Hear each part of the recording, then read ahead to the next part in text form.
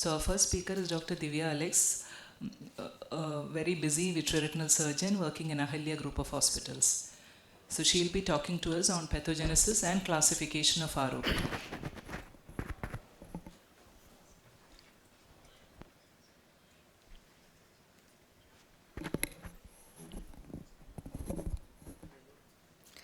Good morning, everyone. I thank Lekha ma'am and KSOS Scientific Committee for giving me this opportunity. So the born too soon babies, why is this subset of population so significant? Preterm birth is the leading cause of neonatal mortality, and from ophthalmic point of view, unfortunately, retinopathy of prematurity is the leading cause of preventable blindness in infants. And our country leads the top with 3.5 million preterm births, and according to UNICEF, this accounted for almost 26% of the neonatal death in the world. So this resulted in strong political commitment, and India government came up with a new plan, that is the India Newborn Action Plan, which was launched in September 2014, and it aimed to end preventable newborn death and stillbirths by 2030. So they came up with lot of NICUs, newborn stabilization unit, about 32 lakh newborns were treated since 2014. But the thing is that the quality of care needs good attention. No doubt that all of the NICUs are doing a good job, but this led to the increased survival rate of premature babies who are at risk to develop blindness due to retinopathy of prematurity. And owing to a wide variation in the neonatal care, it is even found that more mature and heavier babies develop retinopathy of prematurity. Almost about 30% of the preterm babies in an NICU can be affected with ROP, and almost 10% can go completely blind if they don't reach an eye specialist within 30 days of birth. So, before coming to the pathogenesis, we have to know what is normal retinal development. So, in utero, there is a perfect environment for vasculogenesis. Vasculogenesis means the de novo formation of primitive vascular network. So in utero, there is always a physiological hypoxia because the metabolic demand always exceeds the oxygen supply. So this physiological hypoxia induces certain factors such as hypoxic induced growth factor, IGF-1, VEGF, and this further leads to the process of angiogenesis. Angiogenesis is the growth of new capillaries from the pre-existing blood vessels. This is the normal retinal development. And the vasculature reaches the nasal aura by about 32 weeks and the temporal aura by about 40 weeks. So what happens in too soon born babies? No longer the ambient environment exists, even the atmospheric oxygen is a bit high for them. Then imagine when a preterm baby will be having respiratory distress, you start pumping oxygen. So instead of hypoxia, there will be hyperoxia. Initial response to the hyperoxia will be severe vasoconstriction. That is, retina sends a false signal that we don't need oxygen anymore. So there will be abrupt stoppage of the retinal vasculature at a point. This is the phase 1. So along this period, the baby starts stabilizes and you pull off ventilation, you give blended oxygen, blended air or the room air, and lot of oxygen fluctuation will be happening at this period. So this stress will lead to oxygen reactive species releasing secondary products such as VEGF, HIF. But at this time, all will come back with vengeance. That is almost 136 times more than what was required in utero. So this stage will cause to vasoproliferation, and this is phase 2.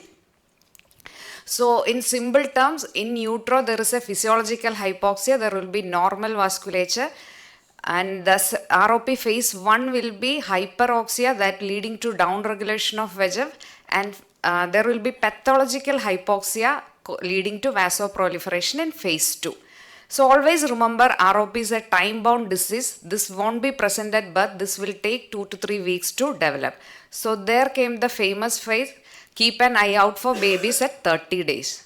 So how exactly the disease progress? So in the retina, there will be vascular retina and an avascular retina. So when a demarcation line happens between the two, this is called as a stage 1. and the line gets a little bit of height, width and a base, that is the ridge, stage 2, and extravascular proliferation occurs, that is the stage 3, and partial retinal detachment occurs stage 4, and a complete retinal detachment at stage 5. So let's see some images. So from the optic disc, you start tracing the retinal vessel, and you can see there is abrupt ending of the retinal vasculature at the point, and after that you can see only translucent zone. So this is the avascular retina, or what we call as incomplete vascularization. So this is the stage 1 where you see a demarcation line between the vascular and the avascular retina. Stage 2, as I told, if the line gets a height, width and a base, that is called as the ridge. Sometimes popcorn new vessels can be seen along the ridge, that is also stage 2.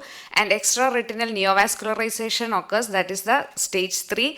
And partial retinal detachment 4A, and if it is involving fovea, that is the 4B. So this is the fifth stage, that is the open funnel AD, where you can see the optic disc, where it is closed funnel without seeing the optic disc, that is 5A, 5B, and there is the 5C, that is this associated with anterior segment findings such as AC shallowing, neovascularization or iridocapsular adhesion. This was the terminology used by Terry as retrolendal fibroplasia in 1942. So this is the international ICROP classification 3rd edition. The first edition was in 1984, then expanded in 87 and revisited in 2005, and we have the latest ICROP 3rd edition. And now ROP is considered as a worldwide disease. Even in low and middle income countries, they had different pathologies from the standard literature. And because of the anti-VEGF was started using after 2005 and innovations in ophthalmic imaging, we needed a new classification. So the zone always remains the same. So this is the zone 1, right at the center, the circle, the radius of which is twice the distance between the center of the optic disc and the center of the macula.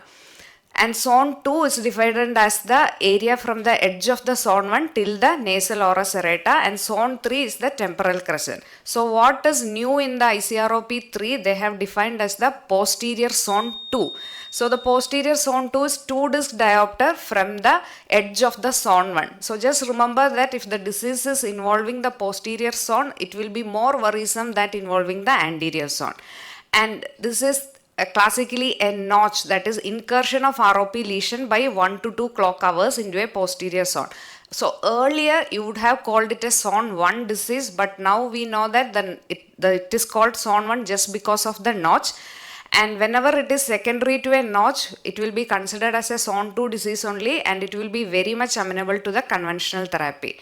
And the plus disease was first defined in 1985, but now it is considered as a spectrum or a continuum of disease which is associated with vascular dilatation and tortuosity. Whether it is arterial or venous, it doesn't matter.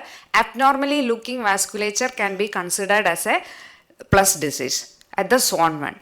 And aggressive posterior ROP is now called as aggressive retinopathy of prematurity, and the hallmark is the rapid development of pathologic neovascularization and severe plus. It won't go through the typical stages from stage 1 to stage 5. It will be rapid development. And more than the location of the disease, it is the tempo of the disease that is more important. It will be characterized by vascular looping, severe plus disease, and ill-defined junction between the vascular and avascular retina. So due to the time constraint, I am not going through screening, but any preterm baby of gestational age 34 weeks or less, or any baby less than that of 2000 grams should be screened at 30 days of life. And always remember the term 1, 2, 3, 4, the golden rule of 1, 2, 3, 4. The preterm babies of less than 2 kilogram and gestational age of 34 weeks or less must be screened at 1 month of age. So remember that ROP is a dynamic time-bound disease that is not present at birth. There is only a small window of opportunity for effective management of ROP. And our country tops the number of preterm birth. Rates of ROP can be considered as an indicator of overall quality of neonatal care. So remember, every single blind kid will be a tragedy. So thank you, ma'am. Thank you, Dr. Divya. It was a really wonderful